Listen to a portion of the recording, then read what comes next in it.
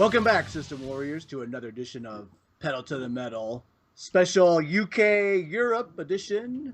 We're recording on a Saturday here, so some of our blokes from overseas can join us on a normal schedule instead of 3 in the morning. So, as always, joined here by the Master Shredder, the Innovator, the Eroica. What's up, dude? Nothing, man. Guess what? What? I fixed Garrus's leg.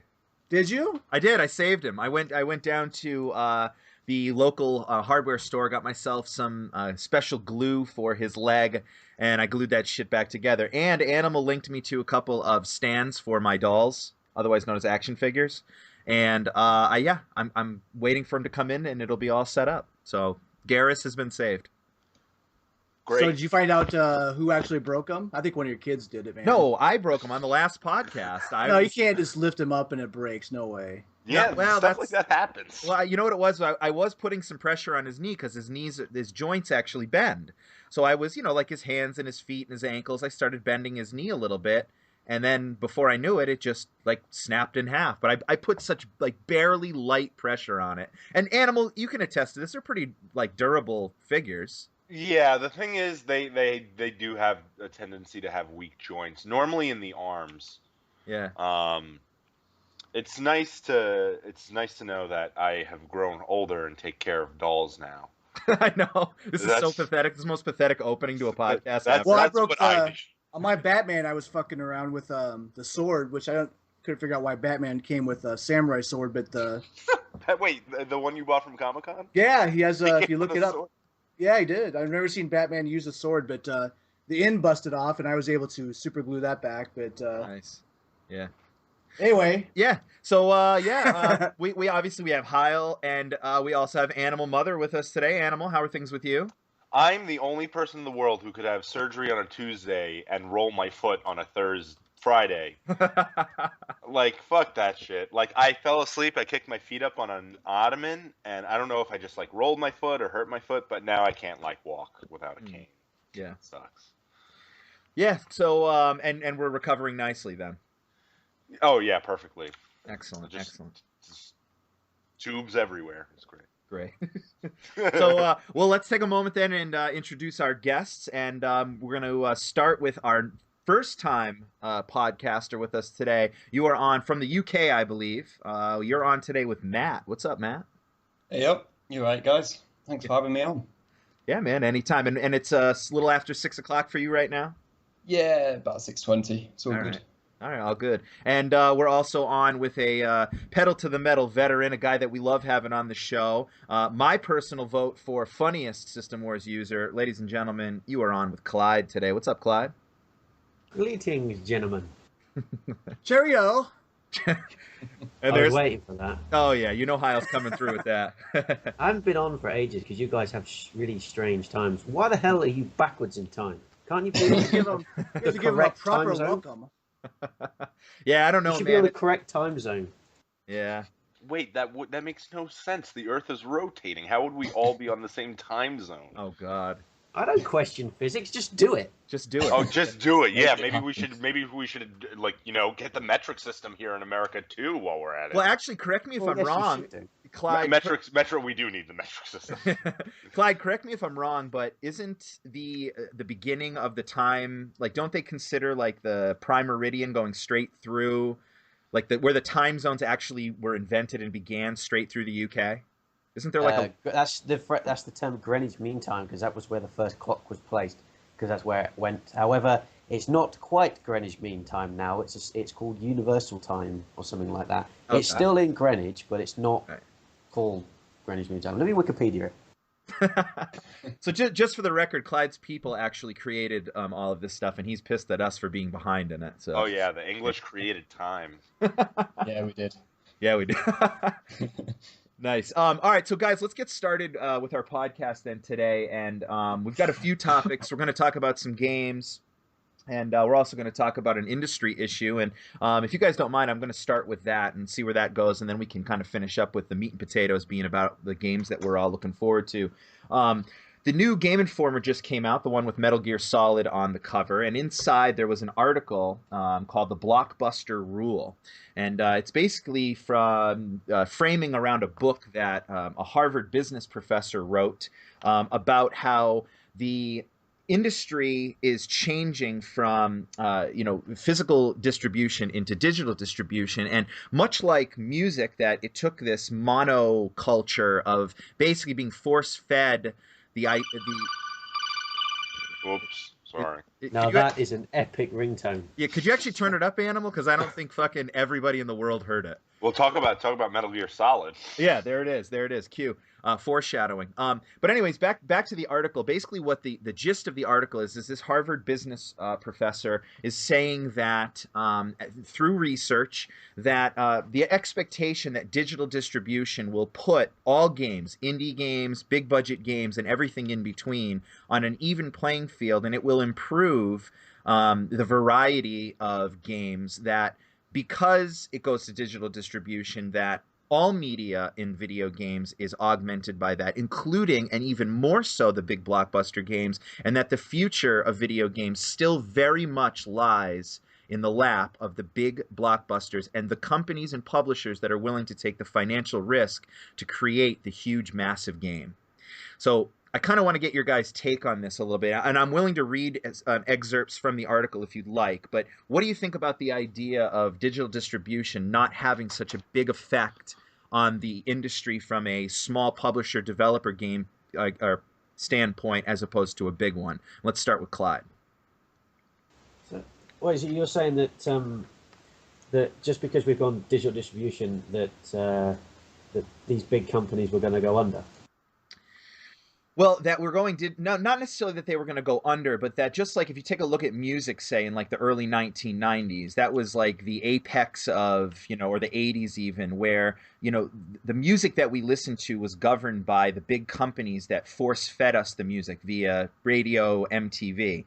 When digital distribution started in music, it allowed people to access their content from all sorts of different places, including free, if you want to take that route. So what it did was it allowed our culture to absorb music of any kind, of any place, and not necessarily let it be spoon-fed to us. What she's arguing in this book that she wrote is that even though we are going now to digital distribution with video games, it's still going to lie, that the popularity and the way that the market moves is still going to lie in the hands of the biggest publisher and the biggest games.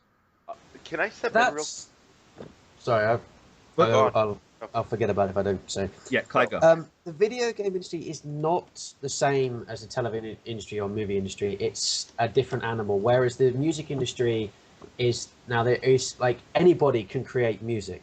Like, I could go download a program like GarageBand, Logic, whatever, create the next big thing from my bedroom. And these companies, they were hit in the face when digital distribution came up. For example, Napster and other ones like that, because all of a sudden people got all this music in one place. They could get everything. It's like when the iPod came out. Why bother with a whole rack of CDs when I can get my entire album collection on one little device?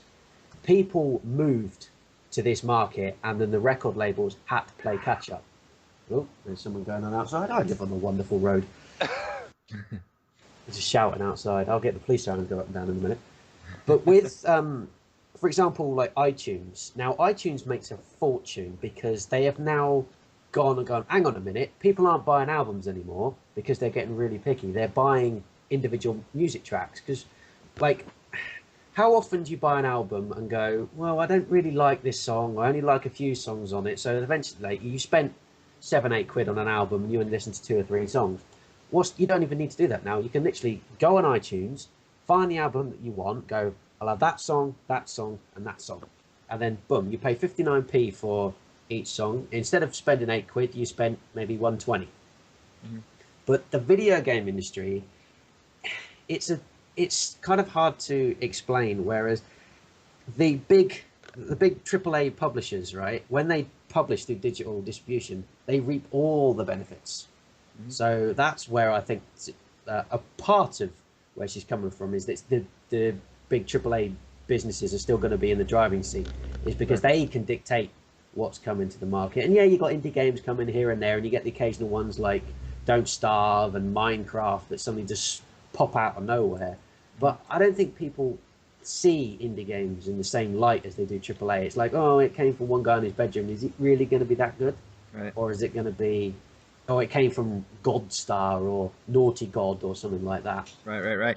And there's certainly an aspect, too, that she's presenting, that the idea is that doubling down on your bigger products is more likely to reap greater rewards statistically.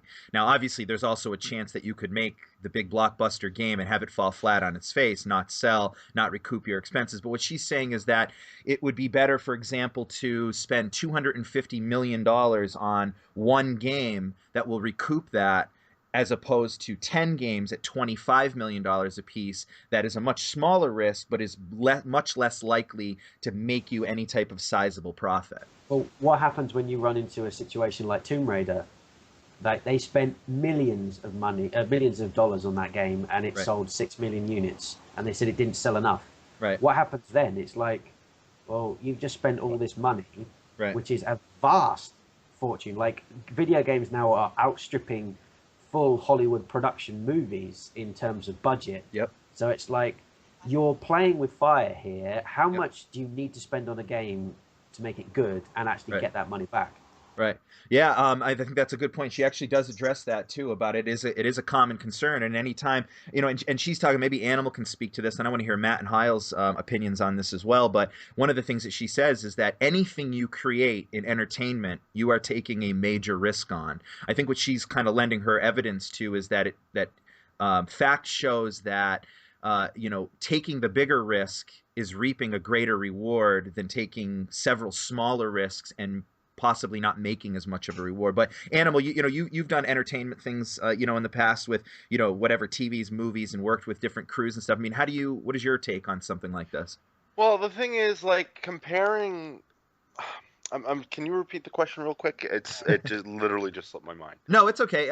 Basically what she said, one of the legs she's standing on with her book and her findings about, this industry is that, taking the larger risk, spending, $250 million, say, on a big budget game, is showing statistically that it's going to reap greater rewards. And that she's saying that in all entertainment, it's all a risk. Anything that you create and put out to the masses. I mean, we're doing a web series right now, and like the question is how do you get it out there? How do you make people want to see it and turn it into a massive profit? And she's saying that the best way to do it is by dumping money into it and not being conservative with it. Well, there's no risk for us because we don't have any money to spend, That's the joy of us.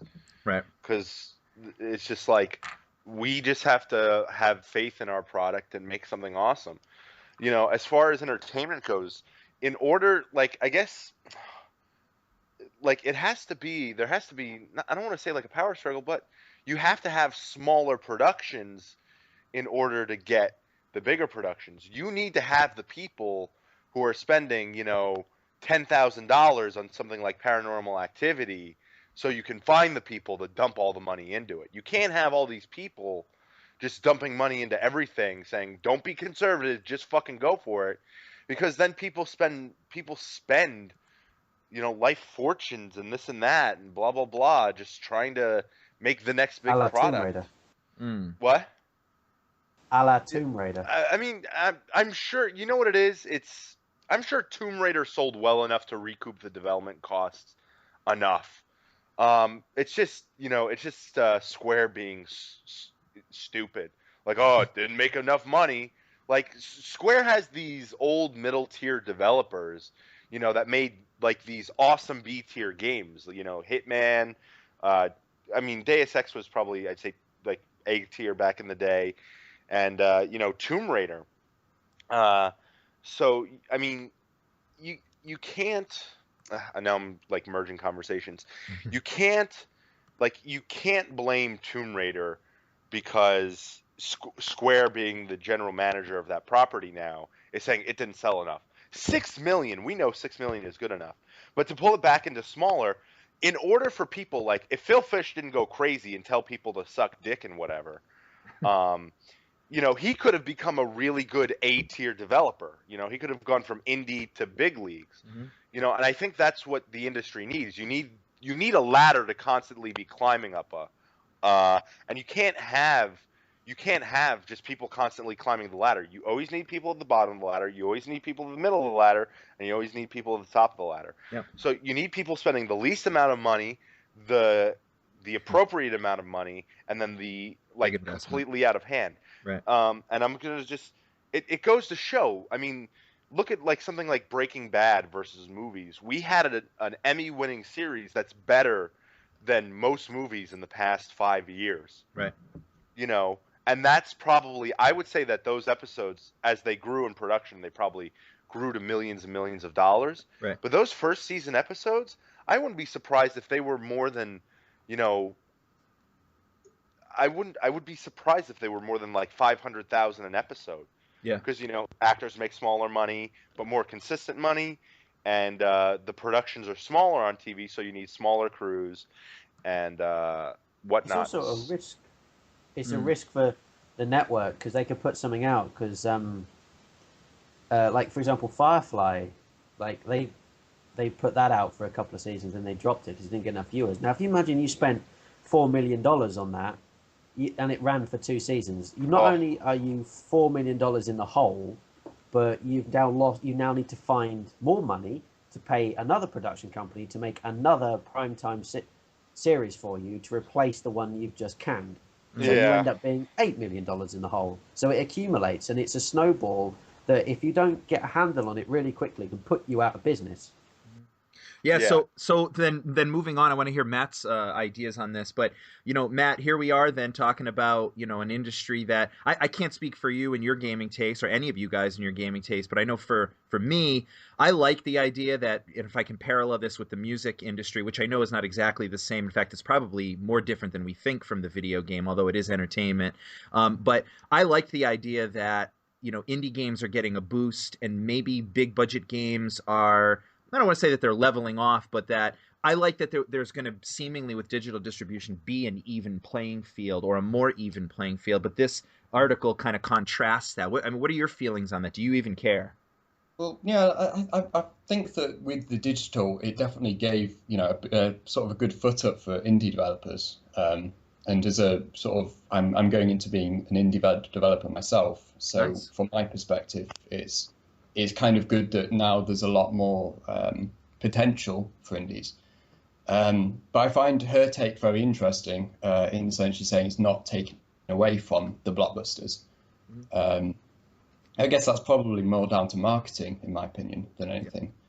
Because you find your indie games don't generally get much said about them. Your general average gamer probably doesn't know about half of them. Right.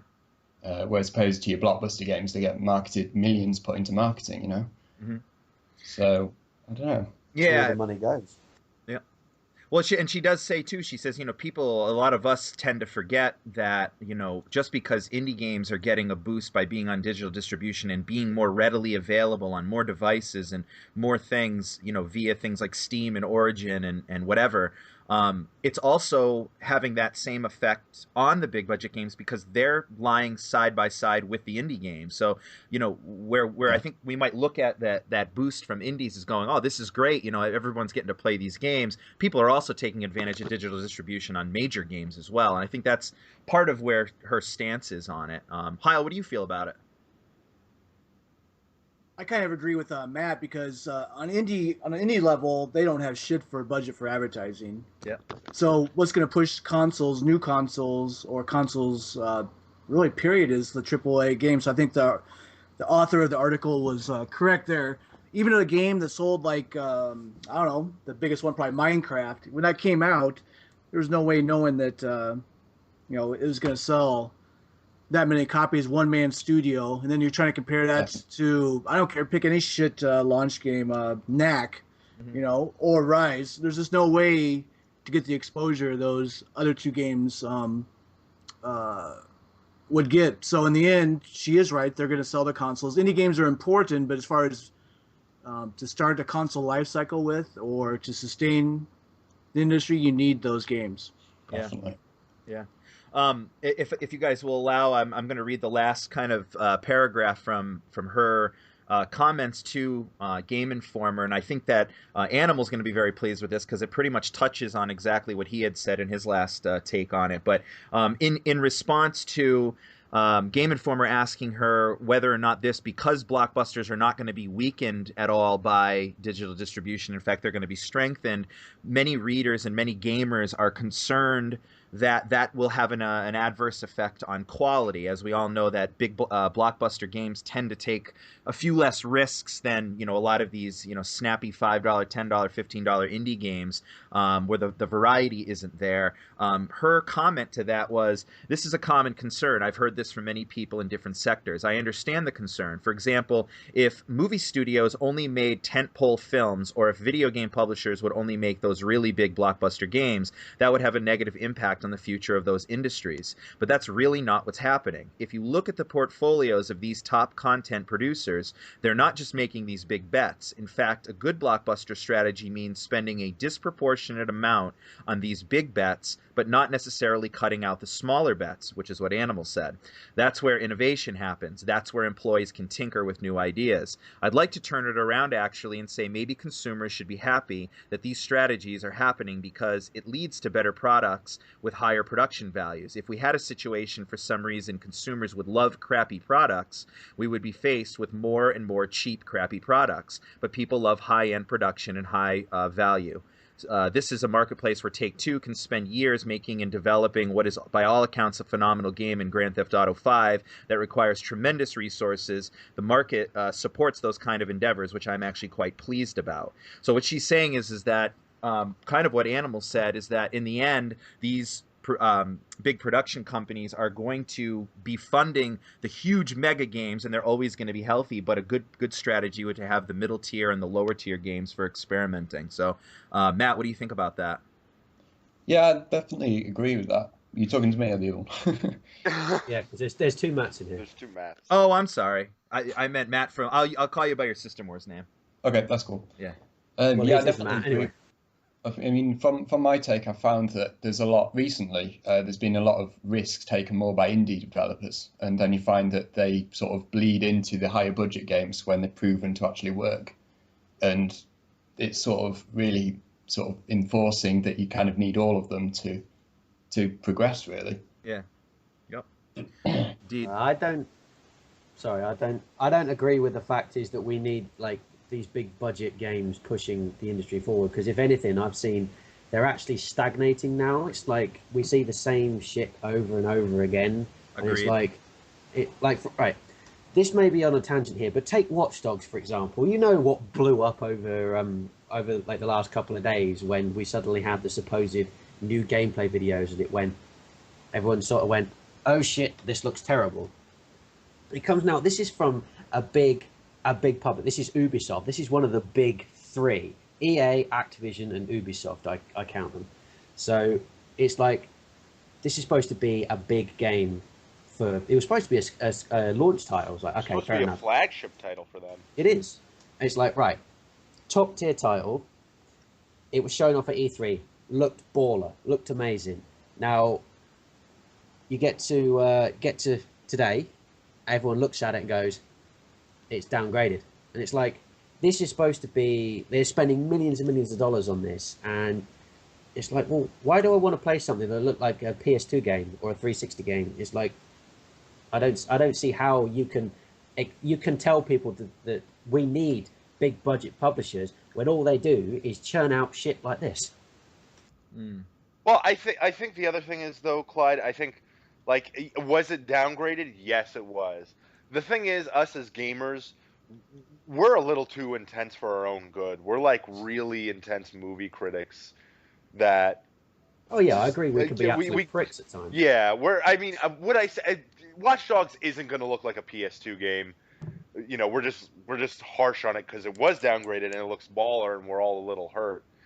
But you know, I think one of the things in gaming is we get so much adverse media from, you know, magazines and, you know, shots and this and that, is that we really just have to wait for the final product to come out in order to truly judge it. But then I think you don't get any this is the thing, you run into hype now. It's like, well, these developers, these big AAA developers are pouring all this money into advertising because they want people to get hyped about the game. They want people to buy it because they need to recoup the costs. So it's a catch-22. It's like, do you show the game off and risk losing a lot of your fan base, or do you keep hiding behind the closed doors? Then they become assholes and they become shady motherfuckers.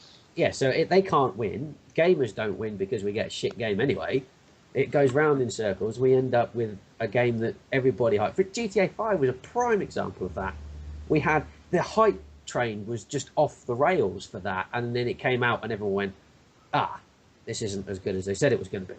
Mm. And then everyone went, oh, okay, next game, please.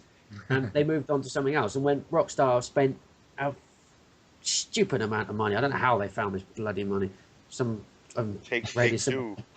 Well, they must have got some drug dealers or somewhere, because I don't know any company's got that sort of money. But like, they spent a god awful amount of money. Yes, they recouped it, but it became known as the GTA that wasn't quite good enough, I think. Before, it's like, there's a few little niggles here and there, but it was GTA, it was awesome.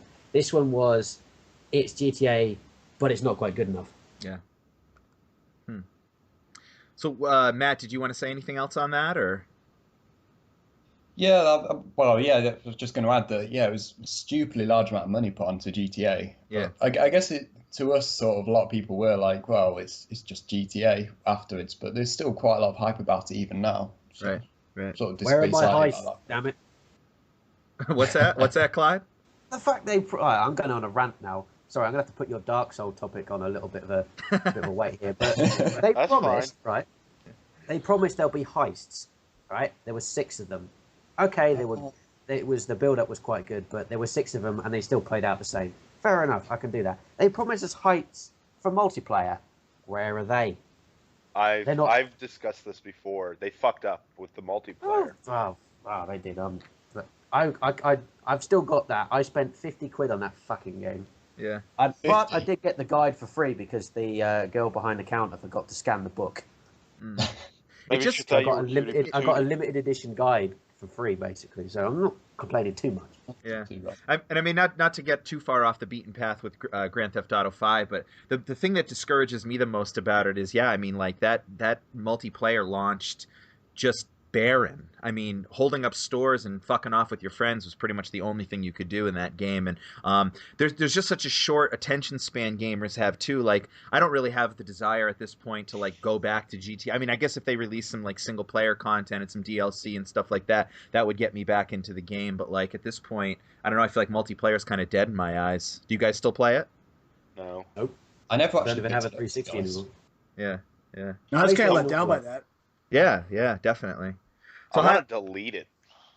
I can't delete things off my hard drive. Oh, yeah. What do you got? Do you have the 250 gig? Yeah. Yeah. But I'm running low on space. Yeah, I bought so many games and installed so many games. Yep. Ugh. Mm-hmm. Both my PS3 and my Xbox 360 are starting to run low on space. I bought mine for The Last of Us, which is very, very good. I'm halfway through it at the moment. Yeah, it gets better. It gets better. Yeah. Play that DLC. That DLC is very good. Left Behind. Yeah, Left Behind is very good. I'll be getting it. I'm getting there. So I do it with my friends over here. It's a very good game. I'm playing it on hard at the moment because that's what everyone said. Because otherwise you end up with so much supplies. And like I'm going around. I've got 3 clickers in a room. I've got 3 shotgun shells. Fuck. It really is the quintessential post-apocalyptic game if you play it on hard without listen mode. It's like you literally have nothing, and you have to say, how do I handle this? Each room becomes a puzzle, basically. Great fun. I love it. Absolutely love it. That feeling of victory when you get past a room and you've still got your ammo. Yeah. And your health. Yeah. And then you walk into another room and there's 8 hunters. I'm like, oh, for fuck's sake. I know, it really is the hunters. It's, oh, God, the human enemies in that game were fine. I could deal with them all day of the week. But fucking the infected, man. God. The clickers. Walking up behind the clickers and they're sort of jerking about all over the place. And their AI, their trails aren't the same. So you follow him and then he goes the other way. I'm thinking, shit, I'm in the wrong position. Fuck, moving around. Yeah. Oh, man. They'll tell you what. the guys who created The Last of Us need to do another game, another new IP, because that game is fucking brilliant. Yeah. I don't want Last of Us 2. Top five of all time, baby. Oh yeah. Oh Jesus. I'm quite glad I got a PlayStation to play that now. Oh, my third one actually, because my other one still broke at home. Well, we were sitting around before because we kind of had a loose agenda for today's podcast, and we asked the guys what they wanted to talk about, and Matt came through and just said in 2 words, Dark Souls. So let's talk Dark Souls. It's we're now only a couple days away, I guess, from its release. And Matt, what are you psyched about, man? I mean, like give us the rundown. Like, what are you most amped for in Dark Souls 2? I don't even know, you know. I think it's just the thought of exploring again for the first time. Yeah. I don't know about you guys, but when I first played Dark Souls, you're just thrown into this world and you're not given any direction. And I find that incredibly interesting, you know. So I'm really looking forward to doing that in the second one. Yeah. Just no direction. Here you go. Have some rubbish equipment. Try and survive. Yes. So what is it then to you about the formula, the Dark Souls formula? Because, you know, I think, you know, for someone like me, I mean, I play Demon Souls a good amount. I probably sunk about 10 hours into Demon Souls. Sure. And that's it. And I never went, I mean, I loved the gameplay, but it got to the point where I hit my wall and I said, I'm not willing to be frustrated. So I just kind of moved on to something else. So what is it for you that, and many others that are all willing to hail this series as the best ever in gaming? Well, best ever. That's a bit. I mean, people say. I mean, go ask Sean. Sean will tell you. Yeah. Go ahead, Matt. Go ahead. Yeah, no, I think for me and probably for most of us, it's the whole risk reward thing. You know, you struggle, you take about 10 attempts to defeat a boss, and then you finally do it, and you just get this great feeling. Yeah. And it's sort of absent from a lot of modern games today. Usually, you're spoon fed this or that. Even if it's subtle about it, usually there's some sort of easy way of doing things. Yep. But Dark Souls, it's very much you're on your own. You will, you've got to persevere or just give up. So then going into a sequel, then everybody worries about what the potential pitfalls could be. When one of their beloved franchises does a sequel to you, what would be something that you're concerned that they may mess up in the sequel? I guess multiplayer. I'll say this because the multiplayer worked in Dark Souls, but it was very, very iffy. I don't know anything about how they did it, but it generally meant that you couldn't really team up with people or just play in general on co-op, certainly on PC version. Yeah. So yeah, I'd be worried about that, but also the whole idea of whether they make it more accessible or not. I mean, I'm fine with them making it more accessible, but does the difficulty tie in with that or not? Who knows? Yeah. So then switching then from Matt over to Clyde. Clyde, you represent quite a different camp on Dark Souls. Why don't you tell us what you're thinking about Dark Souls 2? I never really got the whole Dark Souls hype. It's like, I'm not one of these people who sits and plays a game just to be killed over and over again. It's like I'm quite a short fuse when I come to that. And if I was going through certain points of The Last of Us, and I was dying 3 or 4 times. I was thinking, I'm going to put my controller through my screen in a minute. But then I suddenly realised that that's more of a anger management issue than a game issue there. But I can understand that it's a cult sort of thing. I see the threads on V and all the time. It's like, yeah, it's okay. And it's a case of meh for me. It's like, the only thing I see personally going for Dark Souls is the extreme difficulty. People love just being challenged to the point of controller breaking.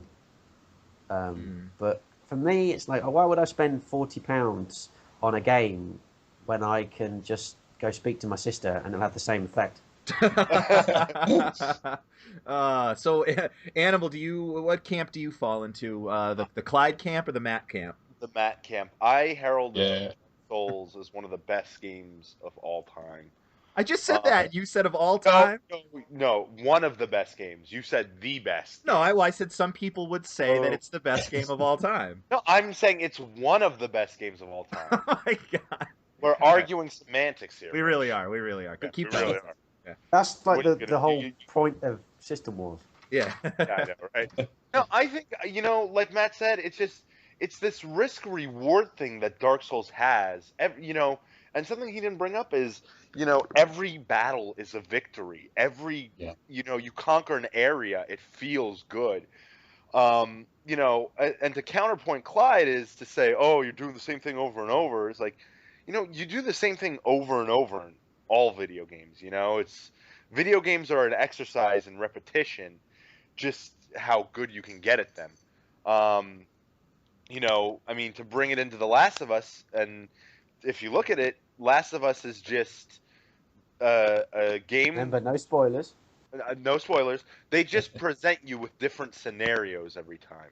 That's it. I mean, and push you through new environments, and that's kind of what Dark Souls is too. Is They there a push story you. to Dark Souls? Yes, there is. Not really. Yeah, that oh was yes. the other thing. It is like from what I've seen is like obviously from one person saying there is no story and you're just going through the area just to kill shit, and there's other people saying there is a story. There's no. I haven't seen anything about a story from that game apart from some of the enemy designs are really good. Like there's a very shallow story in general, but then there's some really, really deep sort of lore to like every other character you meet out there. But it's up to you to sort of discover it. So if you just go through the game just not paying attention to anything, then you won't get any story out of it, if that makes sense. That's how I go through life. Yeah. But every battle's a victory, and every area is a new challenge. And it's not because it's balls hard. Dark Souls does take skill. Like, I remember when Dark Souls first came out, everyone was like, this is a game that doesn't require skill. Like, you have to know your parries. You have to... From Software forces you to look into the engine a bit more. Like, okay, if I parry this guy, I'm going to be stuck in this animation. Like, in Dark Souls, you couldn't get knocked out of an animation. So if you said, okay, I'm in this situation, I can go in, I can parry him and get stuck in this animation, nobody can hit me, and I can roll out of the way. Like, you have to be 2 steps ahead of yourself in Dark Souls, which makes it really nice. But, now they're changing that in Dark Souls 2. I don't think that they're adding the animation. The animations can be canceled now. Yeah. So I'm hitting them. it's just like while you're attacking, you have to still be thinking like 2 or 3 steps ahead, making it, all the more challenging and interesting and what have you. So Animal can and I'm by no means an experienced Dark Souls player, as I've already stated, but although I do have the Prepare to Die edition downloaded on my PC, waiting for me to jump into the first Dark Souls game because I think I do want to get into it. But let me ask you this question: is it the type of game that for someone who's scared to go into this series because of the difficulty curve, can you like in the end just pretty much like grind your way to victory? Like, is there ever going to come a point in the gameplay where you just say, "Fuck it, I'm never going to beat this guy," or can you grind your way past certain elements? I don't know. For me, see, it's hard. Like, I don't know how Matt plays the game, but I'm one to persevere through stuff like that in Dark Souls. Like, Yeah. do you remember, Matt? Do you remember the blue tail dragon you have to fight in order to get the key to Blighttown? Yes. Oh, the big gaping dragon guy. Gaping dragon. Yeah. Too many teeth. Yeah, too many teeth guy. That was a boss where I was underprepared for. So Sure. I grinded a little bit more, and I eventually beat him. But there are some bosses where you're strong enough where it comes down to skill. Like Lost Easily, like the bed of Inferno or the Flames of Inferno. The bitch who makes the ground fall out from under you in Lost Easily. Oh, Bed of Chaos. Yeah, Bed of Chaos. That's it. I was just fighting that today. Oh my god, like she makes the thing, like she makes the ground fall out from under you, and like that's something where you have to be good with your jumps and you have to be good with your rolls. Like that's something you have to be legitimately skilled at.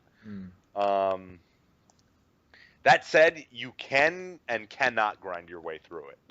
Yeah.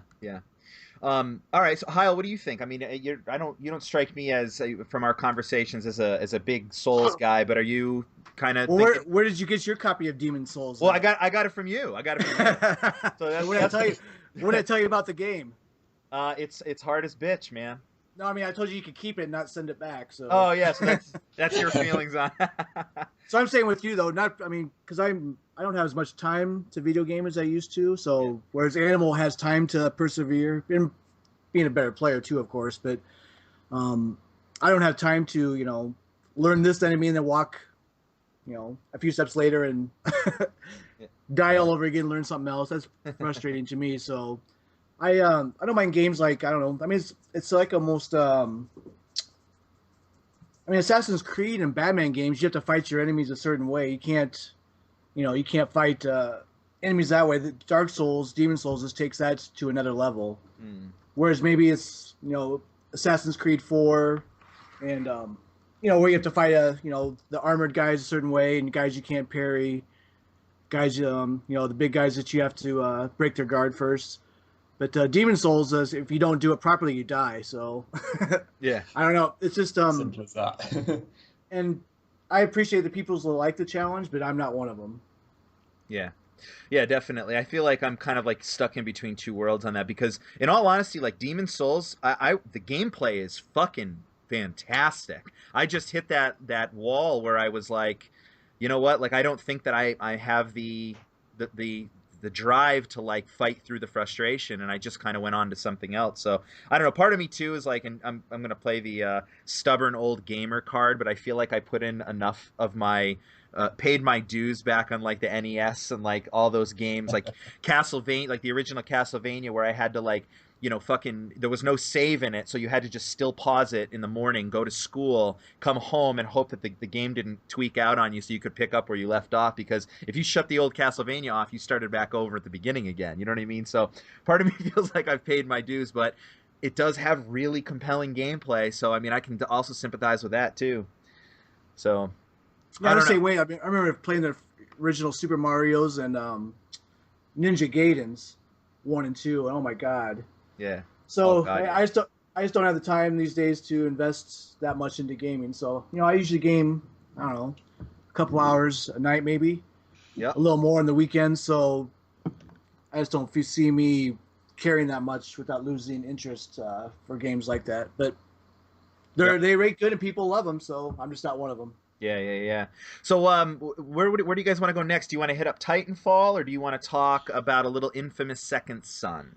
I feel like Titanfall's been good talked to Yes, death. good one. Yeah, Titanfall's good. Or did you want? Infamous looks good.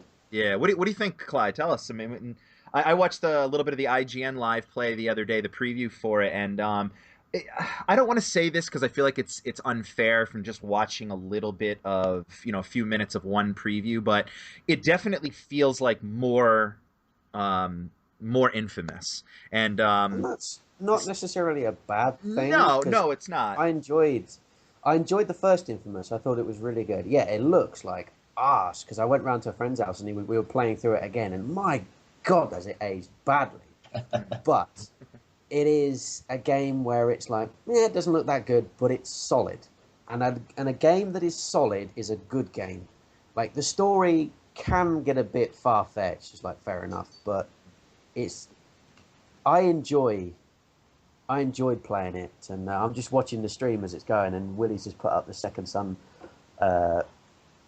cover. Now, that reminds me, seeing the front of the cover just reminds me of that douchey guy on it. Like, what's the obsession with putting douchey guys on video game covers? We had DMC, which was, like, fair enough, and the hype, like, all the hate train around that, and then it came out, and everyone said, this game's not actually that bad.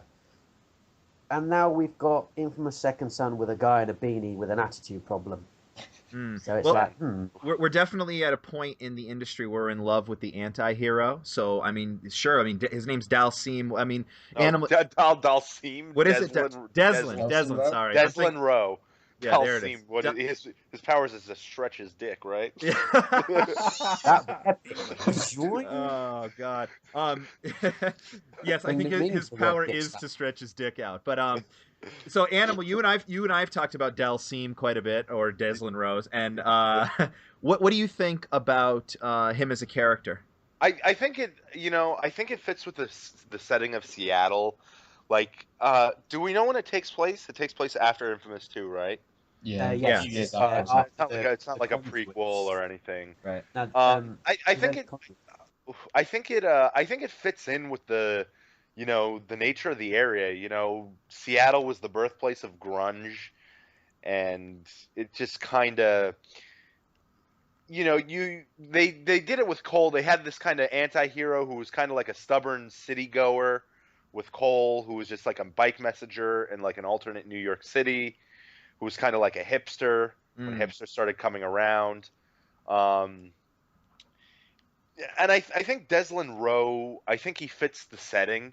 I mean, think about it. You also have to remember the marketing train always shows something different than what we might see in the final product to Right. get people to buy it.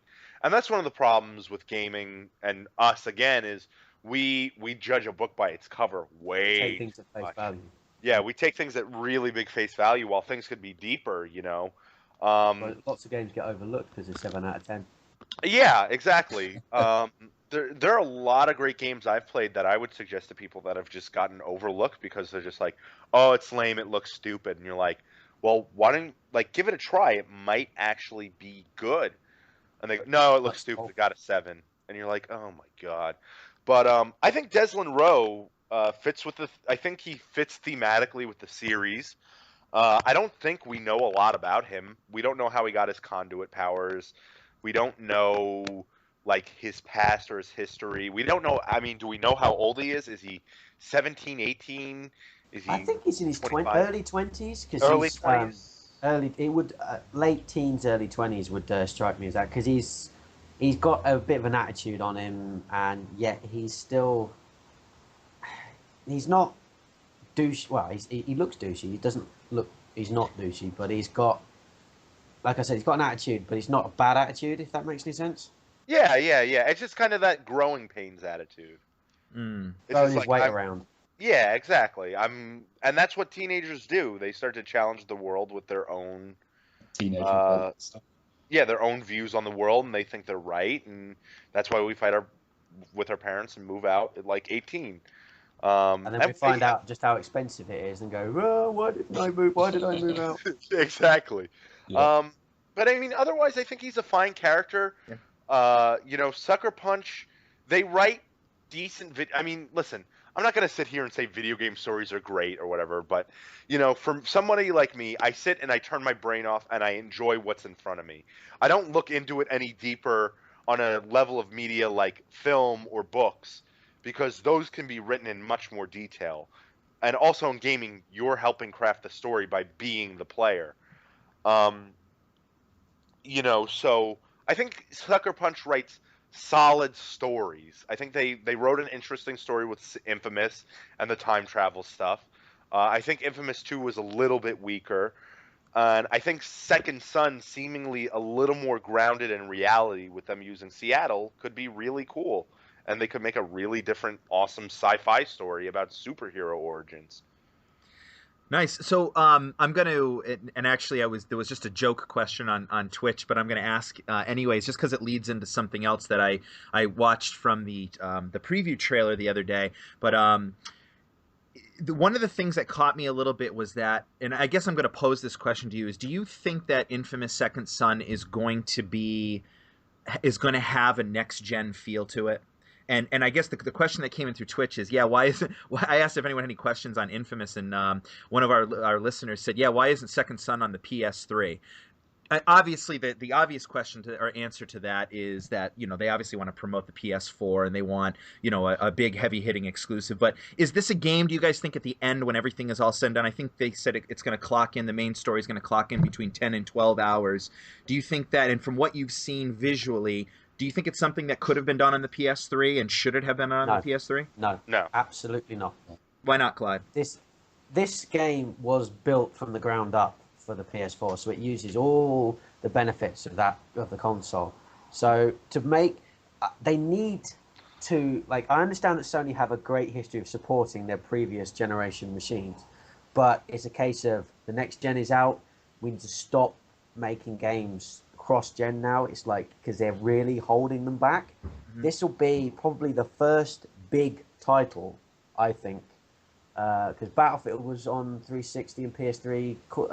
Call of Duty was, and there are various others. Are actually they're holding it back. If you look at some of the gameplay videos, like, yes, it doesn't look as good as the games on PC, but I said the same with The Last of Us. I saw the screenshots of that, and that looks like shit. But playing it is a lot different. When everything's in motion, it's completely different. Now, that game, in motion, particularly the neon powers, looks fucking brilliant. I'm sorry for my French here, but... That's all right. This is a game, like Sucker Punch, they're sort of an underrated studio, I think. It's like, yeah, like everyone goes, oh, they just made Infamous. But Infamous is a good game. It's a good series. So I'm hoping that they can harness the power of the PS4 now and actually be able to play and get a game that obviously could be got the destruction environments, the particle effects, the AI. There's more enemies on screen. There's 1080p. Yes, it's 30 frames a second, but what are you going to do? So I'm hoping that this is going to be a baller game. And I really do like the fact that they've gone, we're not going to have a PS3 port of this. It's going to be just PlayStation. And it will be a system seller, I guarantee it. Interesting. So, Hayo, you're our big resident Sony, fan. So, what do you think about the game, number one? And do you think it should also just stick to PS4? Do you think that it should have also been on PS3? No, I don't think it should have been on PS3. I agree with Clyde. It's built for the PS4 to show a little bit of what it can do. The particle effects and stuff like that they're just not possible on the last gen hardware. So I'm really looking forward to the game. I love the series. I love open world games. Just traveling in that game, skating on the power lines and the tracks. I could do that just to kill time. It's one of those games where I could play and not do the main quest, story, missions, whatever, and just have fun going around and kind of like GTA style. I just really enjoy those games. So no, I don't think it should have been on the PS3. I'm glad they took all their efforts and trying to make the best game for the PS4 that they can. Yeah, sure. Well, it's the discussion we had on last week's podcast with Batman Arkham Knight. Yeah. They have to push forward games. I mean, listen. The fact of the matter is, we'll never get truly next-gen games if all these developers are making multi-plat games for all four systems. You just can't have that. And it'll show because, listen, as good as Assassin's Creed looks, Eureka, it's a last-gen game. It just runs a lot better on the PS4. Sure. Right. And the same goes for Battlefield. I'm sure Battlefield 4 has better particle effects and a bunch of other stuff. But, you could tell it's a last-gen game, just up-port it, if you have the eyes for it like we do. You just have to cordon off the old systems and start making stuff for the new systems in order to get true next-gen looking games. So then, Animal, I guess what I'm asking you then, from everything you've seen, is this game, do you think graphically or performance-wise, going to truly represent what next-gen is going to be like? I mean, when I watched the preview the other day, that's what I was going to say. When I watched the preview the other day, and I'm not knocking this game at all because I'm going to get it on day one. I can't wait to play it. But when I watched the preview the other day, I was watching it and I'm saying, yeah, this is like an up-res, fancier, a little bit fancier looking Infamous, but there's nothing here that I'm seeing that couldn't have been done on the PS3.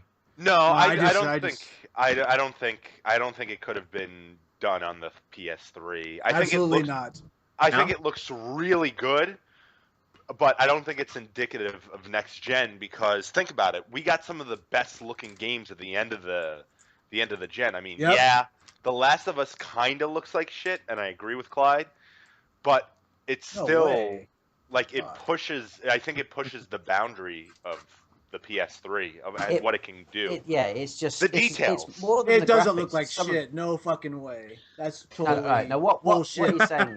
What are you saying? Fuck that. Okay. I'm not what saying it looks like shit. You just did. Oh, you did. You did. I You did. did say it. Well, what I think you mean is it's more than just graphics. It's some of its parts. Yes, the graphics are a bit patchy here and there, but when I was playing through it, it's like the graphics are really good. It was really colourful. I would give it that. There was a lot of colour in that game, which is a massive, massive change considering most of those shooters we've been getting, a la Gears of War, have been brown or something like that. Right. But it's yeah, I do agree with what you're saying though, Eroica. It's like it doesn't really feel next gen. The only game that felt next gen at E3 was The Division, and given That's what gonna be Watch Dogs is downgraded going, too. yeah, we're back to the whole downgrade thing again. It's like, is this a problem now with these consoles? Are we like, did they show off everything on No, the PC I think and as- then go? Yeah, go ahead. No, I just think as gamers we're somewhat spoiled and insatiable at the same time. Where we're expecting high-end PC games looking on the consoles. That's just not going to happen. I don't think the gap between 7 and 8 is going to be as noticeable as it was between Gen 6 and 7. It's just not going to be. It costs too much for the hardware. So I'm totally happy with what the hardware can produce. And I also agree with Animals. These games will not be the best looking games by any stretch of the imagination. Wait, I don't know, 3 to 5 years maybe, and we'll start seeing people really take advantage and know the system inside and out. And but I'm happy with the jump. I'm seeing stuff like physics, like cloth movement and just little things like that. I thought the sea in Assassin's Creed 4 was like Second to none. It was incredible. Yeah, it was beautiful. I mean, I it was still just can't get the game to bloody run on my machine. it's just so. But yeah, I mean, if you look at the game, it's probably not that huge of a jump, but it is a jump. So yeah. And The Last of Us, you guys are fucking wrong. It's beyond stunning. I want to say, listen, the Last of Us doesn't look like shit, but Naughty Dog knew the PS3 well enough to hide a lot of the technical flaws in motion blur. Like that's all video game programming is, though. I mean, listen, it doesn't look like shit. That was really harsh, and it was a stunning game, and the cutscenes. All right. The cutscenes CGI though. Yeah, that's the thing. They are CGI. But the thing is, the graphics look good, but you can tell that the systems were getting old by the time The Last of Us came out. I'm happy with the hardware. You can't deny that the hardware is more powerful just by looking at the specs. So, well, the cell now we just need the developers to take advantage of that. So I expect better and better games as the years go by. So yeah. Well, that's the same with anything. So, you look at the launch titles of the 360 and the PS3, and compare them to the likes of The Last of Us. Like, if they're complete different leagues. Yeah. You compare Perfect Dark Zero to The Last of Us. Yeah, exactly. Yeah. So Matt, we haven't really gotten to you on your thoughts about it. I mean, Matt, what are you thinking about Infamous Second Son? You excited for it? I'm more excited than I was. Recently, I've not just until last week. I didn't really think much of it. Looks like a graphical showcase, and that's it. I don't know. I've looked at the recent videos, and I'm a bit more interested, but it's not going to be a day one buy for me. Yep. That graphical showcase was Killzone. Well, Killzone was just rubbish. So. Well, I got halfway through that and decided I can't bother to play this now. It's like I managed to finish it, but is it worth it? No. Okay, I won't bother. That was blunt. As far as those games go, I mean, like a game I'm really looking forward to. I know you guys don't like baseball over there. Cricket, yeah. But MLB, the Show 14, looks like they notched it up when they're side by side comparison between what's on PS3 and what will be on PS4. The amount of detail in the models and the parts. The crowds as well, isn't it? Yep. Just because they have more resources, and then a game like Dead Rising 3, where you have 8 GB DDR5. Yeah, I mean, Dead Rising 3, where you have all those fucking zombies on the screen at once. So we're seeing stuff. Just I think I don't know. Maybe our expectations are too high. So I don't know. Yeah. I think for me, the only thing that I'm most jacked about as far as going forward, and like games like Infamous Second Son to me represent an opportunity to kind of see next gen flex its muscle, kind of on the point of what Animal was talking about, what we talked about a little bit last week with the Batman game. So I guess for me, like watching the preview the other night on that game kind of didn't give me that oh my gosh, this is something that can't be done. Like it's a beautiful game, and I'm psyched for it. But I don't know. Moving forward, though, I want to see some like real, and maybe I'm overshooting with my expectations, but I want some like mind blowing shit over the next couple years. I don't know about you guys. Well, the biggest thing we have to worry about is, I think I'm gonna call it the Call of Duty syndrome. Uh, I guess, or the essential multiplat syndrome. We can't have games be like like they were at the beginning of the gen. You can't have old games wrapped in new wrappers and then push them forward, because then developers just get lazy. Developers really have to push this hardware and they have to use it. Don't make Arkham City just next gen. Don't put it in nice new fancy graphics. Do something with the hardware. Yeah. Because that's what Activision and EA are going to do. I mean, they're just going to make the same games just in different hardware, and it's sad to see. But hopefully, other devs can pull it off. Yeah. Yeah. Certainly. So yeah, is there any other game we wanted to touch on before we end up our cast today? Anybody? Titanfall's coming out Tuesday. Yeah, Titanfall. I mean, how about this? I have a question for all you guys. Let's go round table. I want you to tell me how many units they're going to sell on 360, Xbox One, and PC, respectively. Oh. Animal. For what, Titanfall? For the Titanfall split. Or you can just do percentages. You can say, Titanfall. Well, that's the thing. We never learn PC numbers. I think Titanfall will sell a nice 1.2 million on the Xbox One. I think it'll sell about 2 to 2.5 on the Xbox 360. That's where the market is. The Call of Duty fan base isn't going to pay to play Call of Duty with robots. And we know Titanfall... What? I disagree. I disagree with that as well. Go ahead. Make your point, though, so we can tear you point, apart. I know. My point is, people aren't going to run out and buy a new system if they can buy it on their old system for a little bit cheaper, or bigger communities. All right. I mean, it's a fair point. I think that, and I'll kick it over to Clyde next because he wants to make a point. But my point on that animal would be, people bought an Xbox One with the anticipation, especially the early adopters, of wanting to play Xbox One games. I mean, I could certainly go, for example, buy, Strider on another console, but I want to buy it on my PS4 because I want to sit and play my PS4. I think that Titanfall is a game that people bought the Xbox One thinking in a few months I'm gonna be playing Titanfall. Maybe all those people already bought the Xbox One. Maybe there are about 500,000 worldwide sitting saying, "Oh, Titanfall's coming out now. I'll buy Xbox One." Oh, sure. I mean that's a possibility too. But it goes back to, I think, though, with a game like Titanfall, where it's gonna do numbers on everything that it's on. I think you're right to say that it's gonna do more numbers on 360, but I absolutely think that the COD crowd, which, let's face it, as much as COD does gangbusters every year, the numbers are starting to dip a little bit, and there might be some franchise fatigue setting in. And what a better time for a new IP that has, although it has the familiar combat, it's going to have some fresh ideas and some new elements to revitalize those people that may have fallen off, and on top of it, gather the attention of the people who are pre-existing on COD right now. No, that's very true. But I think. Go ahead. I disagree with you saying that it's not gonna it's like 500 people going, "Oh, I could get Titanfall on the X1." Microsoft I'd certainly know in this country, you can pick up an X1 and Titanfall and a month's worth of Xbox Live for 400 quid.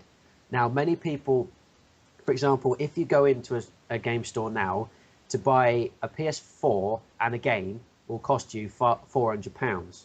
So it's a case of, do I go for Titanfall, which I've seen a lot of news coverage of this, that, and the other, or my friends tell me it's just like Call of Duty and I love playing Call of Duty, or do I get a console, the PS4, that I could play Call of Duty on, or Battlefield? I very much agree with that, actually. It's a case of, a lot of people are going to go for Titanfall because they're tired of Call of Duty. And it's like, it's robots and it's mechs and stuff like that. I think Titanfall is a system seller for Microsoft. Always has and always will be. People will buy the X1 to play Titanfall. They won't. We'll find out.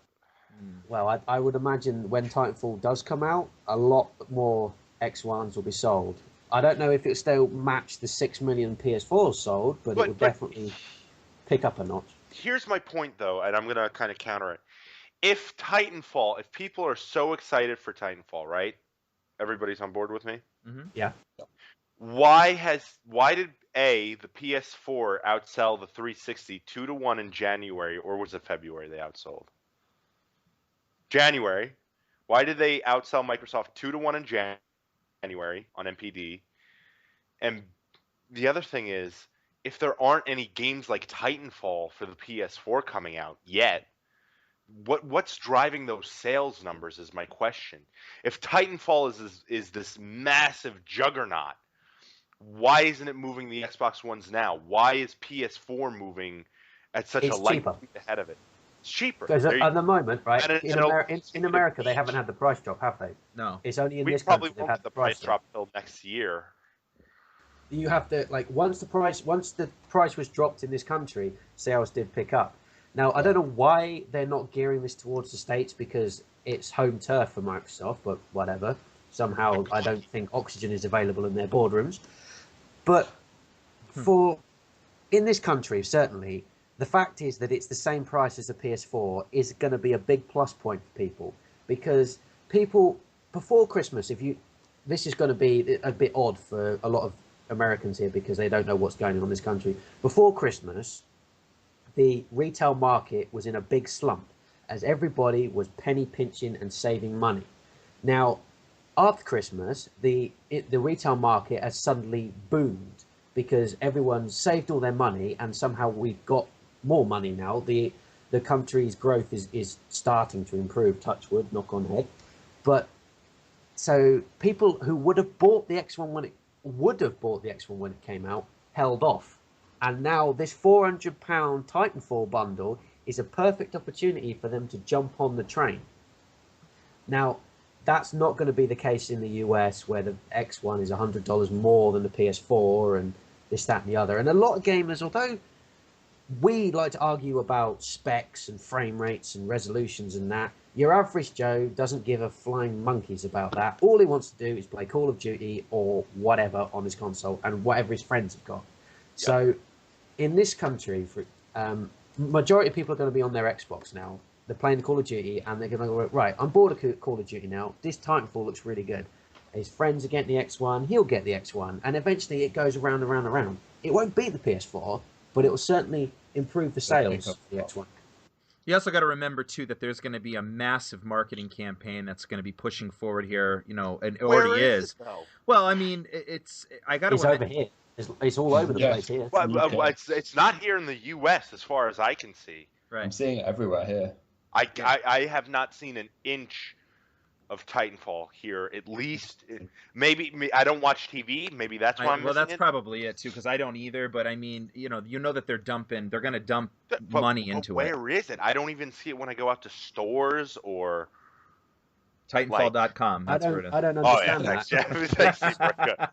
Go to Titanfall.com for all your Titanfall talk. I really don't understand, considering it is their biggest market. The fact that the American market, whether we like it or not, is the #1 market for consoles. And at the moment, Microsoft are just letting Sony run riot over them. So it's like, well, and just to quote Willie, have you even seen Titanfall? Yes, I am buying it on my PC Tuesday. I'm not buying it. I'll wait for a sale. I'm going to go 360. See? There you go. But then this is Origin, and I don't like Origin, so... I don't like it either, but I don't want it on my 360. I'm a wonderful hypocrite, I am. We all are. We all are, yeah. Just give it enough time. It all comes back around. I mean, I've switched genders like 3 times during this podcast. Heil, do you have any feelings, or Matt, on Titanfall? No, I think it's going to sell well. Probably about what Animal's number said. I think most people that own an Xbox One, so, I don't know, close to, 4 million, I think they'll purchase it, and it will drive sales. I think the game overall, I don't know. I'm interested to see if it has lasting state appeal through till the next game comes out, which, Call of Duty, there's always drop off of numbers. So I think people get, distracted or buy new games. So I want to see if, they stick with it for a while. High numbers on the servers. That's what I'm most curious about. Because, look at Halo 4, which had great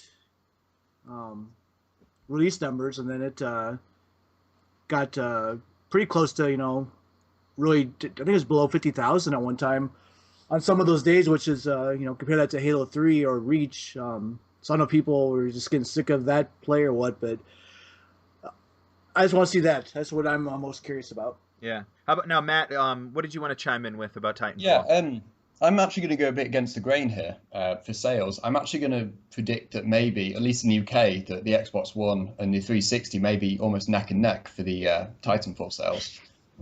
I'm saying this because, as Clyde said earlier, there's loads of advertising, but all the advertising I'm seeing, it never says 360 on it ever. It's always Xbox One. Not even the PC gets mentioned. I have a feeling this marketing push is going to it's the uneducated masses, those people who really enjoy Call of Duty and all that.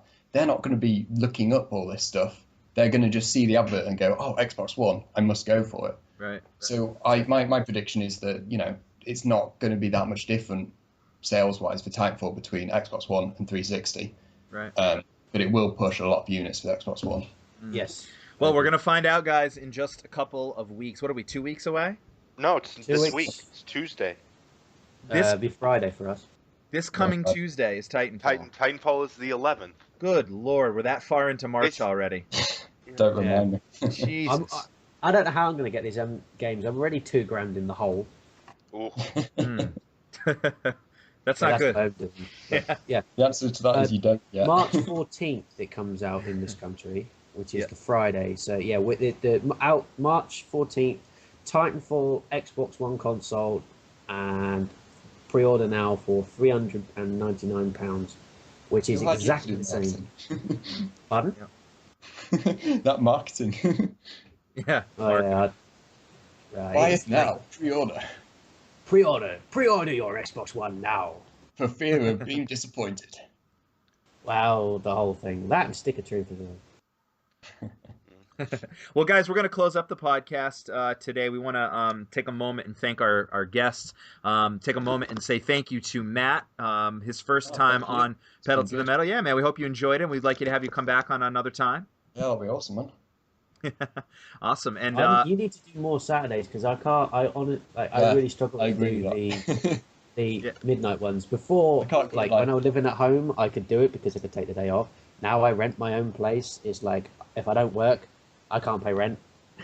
And if I work all day now, so it's like I can't go to work on 3 hours sleep. Yeah, no, that's understood, man. And obviously, I mean, we've been doing this is March marks a year of us doing Pedal to the Metal, and It's been a year. It's been a year, and the cool thing is that we do try to make accommodations for all of our friends across the globe. So if anybody, not just Clyde or Matt, but anybody who's in any region wants to be on Pedal to the Metal, you are certainly more than welcome. All you need to do is let us know in System Wars, and we will make accommodations for you. So it doesn't matter if you are Clyde driving truck or somebody in a far off land, we will get you on Pedal to the Metal. So, want to say thanks to Clyde, thanks to Matt, and thanks to Mr. Animal Mother. And I want to kick things over to Heil68 to get us out of here. Yeah, thanks for all you guys joining. Like I said, we'll accommodate if we get enough notice weekends so we can do the make up for the time difference. So don't be shy. So yeah, thanks for all you guys joining. Yeah. All right. See ya. Thanks, guys. Later. Bye. Bye.